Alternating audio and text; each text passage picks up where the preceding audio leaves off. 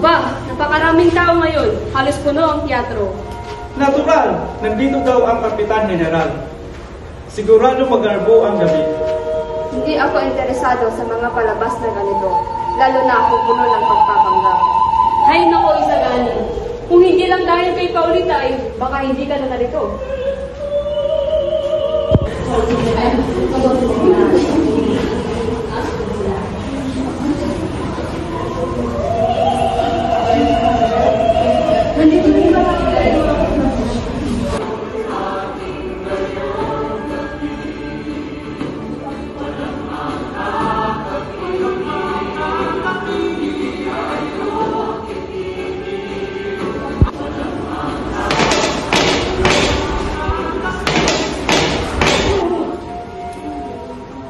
Magandang gabi sa inyong lahat.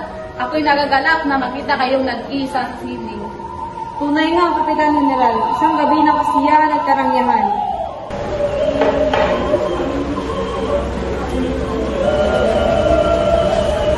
Napakainit naman. Pero hindi ko hayaan masilaw si Paulita sa akin at si Juanito. Iya naman.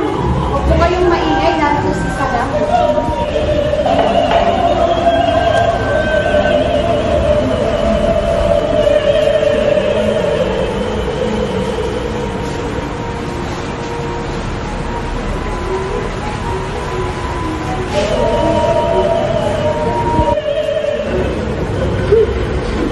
Yan ba ang binatang niya? Walang gana. Hindi man lang marunong kumiti. Mas gusto ko pa si Juanito. Mayaman, estiso at mabait.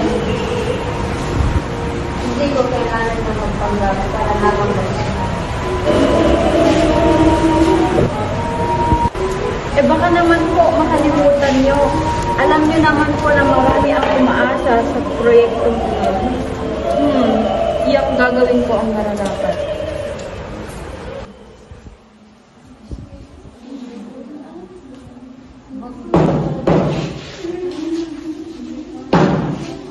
Diyos mio, ano yun?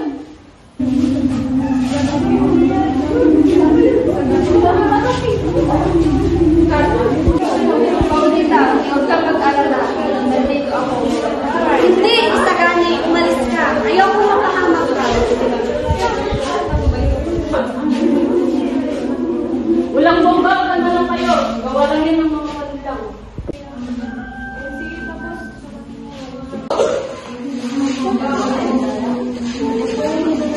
Katahimikan! Ako ang Kapitan General. Walang dapat patakutan. Ngunit mahal na General, baka totoo nga po. Kung totoo man, harapin natin. Patawarin mo ako, Isagani. Tara na, Paulita. Sawang-sawa na ako sa kabulungan. Sa isang lipunang puno ng kasinungalingan, sino pa kaya ang tunay na bida? One is the loneliest number that you'll ever do. Two can be as bad as one. It's the loneliest number since the number one.